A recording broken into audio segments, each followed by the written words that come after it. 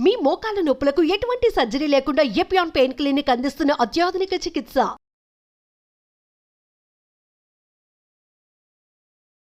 నేను రీసెంట్‌గా ఒక డాక్టర్‌ని కలవటం మూలాన డాక్టర్ గారు చెప్పారు ఏంటంటే, నేను అడిగాను, "నీ పెయిన్స్ ఎక్కువైపోతున్నాయండి. యోగా స్టూడెంట్స్‌లో కూడా ఆసనాలు నీకు మాత్రం చెప్పేసేయండి. ఈ నొప్పి ఉంటే చాలు అంటున్నారు. యాక్చువల్‌గా అలా జరుగుతుందా? అసలు ఎందుకు ఎక్కువైపోతుందని" అడిగితే ఆయన చెప్పింది ఏంటి అంటే, ల్యాక్ ఆఫ్ ఎక్సర్సైజ్. అంటే ఎక్సర్సైజ్ సరిగ్గా ఉండకపోవటం.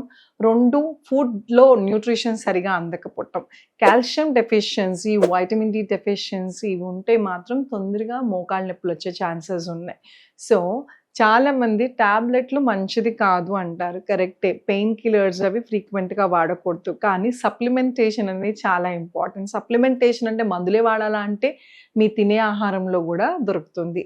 వైటమిన్ డి డెఫిషియన్సీ ఉన్నవాళ్ళు ఎండకి ఒక 10 నిమిషాలన్నా మార్నింగ్ 10-15 మినిట్స్ ఎక్స్‌పోజ్ అవ్వటం మ్యాండేటరీగా పెట్టుకోండి. ఎందుకంటే 1 మంత్ లాస్ట్ నెల చూసుకుంటే వర్షాలకి అసలు సన్ రేసే కనబడలేదు. బట్టలే ఆరట్లేదు. ఇంకా మన బాడీకి వైటమిన్ డి ఎలా అందుంటది. సో అందుకోసమని 6 నెలలకు ఒకసారి ఖచ్చితంగా మీ బాడీలో వైటమిన్ డి, థైరాయిడ్, అలాగే హిమోగ్లోబిన్ ఇవన్నీ సరిగ్గా బి12 సరిగ్గా ఉన్నాయా లేదా చెక్ చేసుకుని రెగ్యులర్‌గా ఒక డాక్టర్, మీ ఫ్యామిలీ డాక్టర్‌తో మానిటరింగ్ చేసుకోండి. 35 సంవత్సరాలు వచ్చిన వాళ్ళందరూ ఖచ్చితంగా మానిటరింగ్ చేసుకుంటూనే ఉండాలి. అట్‌లీస్ట్ 6 నెలలు కాకపోతే సంవత్సరానికి ఒకసారైనా. నెగ్లెక్ట్ చేయటం మూలాన చిన్నపాటి నొప్పి సప్లిమెంటేషన్‌తో, ఎక్సర్సైజ్‌తో పోయేదానికి సర్జరీస్ దాకా వెళ్తున్నారు. సో అందుకోసమని మైల్డ్ ఎక్సర్సైజ్ అనేది ఇప్పుడే స్టార్ట్ చేయండి. నమస్తే. నేను మీ Hima Puppala, advanced yoga trainer and nutritionist. Welcome to Suman TV. So ఈరోజు మనం బేసిక్ ఎక్సర్సైజెస్, మోకాళ్ళ నొప్పులు రాకుండా ఎలా చూసుకోవాలి, వస్తే ఏం చేయాలి చూద్దాం. సో ఇందాక నేను చెప్పినట్టు మనం ఇప్పుడున్న దొరికే ఫుడ్ చాలా తొందరగా పెంచేస్తున్నారు. అంటే డిమాండ్ ఎక్కువైపోయింది, సప్లై తక్కువైపోయింది. సో అందుకోసమని 30 రోజులు పట్టాల్సింది 10 రోజుల్లోనే ఆ ఒక్క క్రాప్‌ని తొందరగా పెంచేస్తున్నారు. This is just an example అండి. సో అందుకోసమని సారం లేదు. There is no quality in the food. So అందుకోసమని సప్లిమెంటేషన్ అవసరం పడుతుంది. కానీ మనకి తోచినట్టు ఇష్టమైనట్టు వేసుకోకుండా డాక్టర్ గారిని సంప్రదించి రైట్ అమౌంట్ ఆఫ్ సప్లిమెంటేషన్ వేసుకోండి.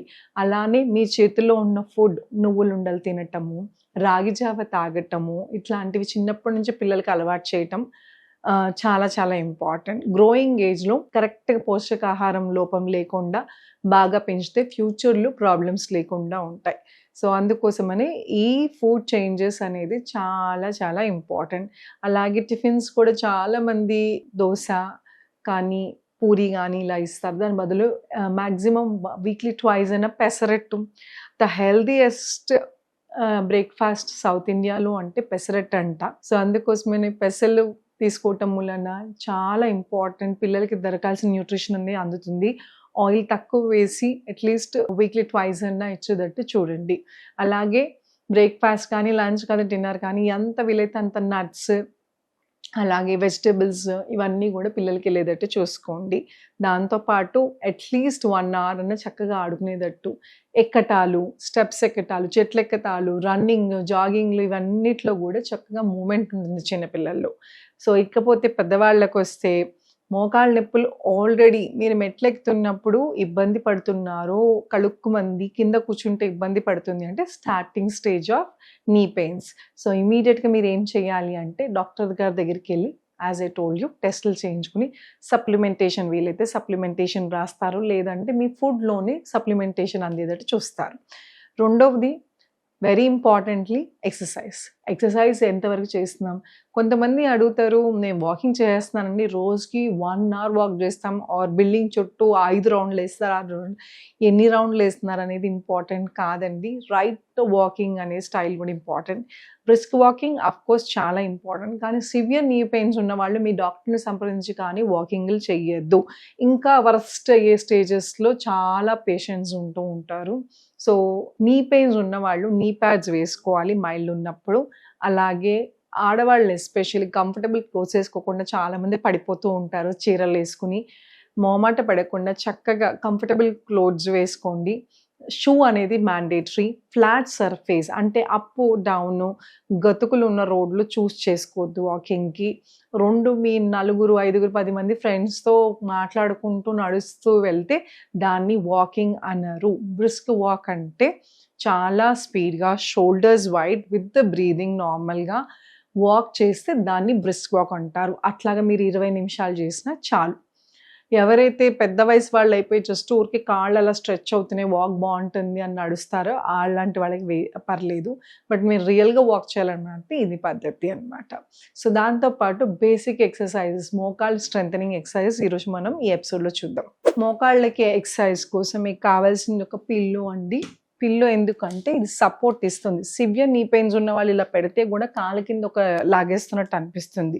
సో మీ కాళ్ళు ఏదైతే ఉందో స్పైన్ అనేది స్ట్రైట్గా ఉంచి కాళ్ళని ఇలా పెట్టి మోకాళ్ళని ఇలా టైటన్ చేయాలి గట్టిగా. టైటన్ చేయటం వలన ఇక్కడ స్ట్రెంథనింగ్ అవుతుంది.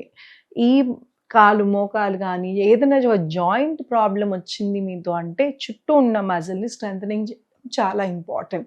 సో ఈ కాళ్ళ కింద ఉన్న మజిల్ని హ్యామ్స్ట్రింగ్ అంటారు. ఈ మజిల్ని క్వాడ్రసిప్, వీటిని కాబ్స్ అంటారు. ఈ మజిల్ మూమెంట్ చాలా మేజర్ రోల్ ప్లే చేస్తుంది. సో ఇవన్నీ స్ట్రాంగ్గా ఉంటే ఈ మోకాలకి ఇలా సపోర్ట్ ఇస్తుంది. సో మోకాలు గట్టిగా టైటన్ చేసి ఒక 10 seconds హోల్డ్ చేయండి. 1, 2, 3, 4, 5, 6, 7, 8. రిలాక్స్.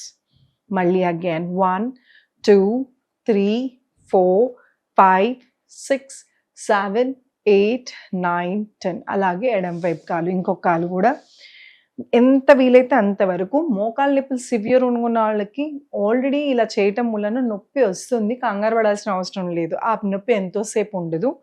అలాంటప్పుడు మీరు 5 seconds హోల్డ్ చేసి 5 seconds హోల్డ్ చేసి ఆపేయచ్చు.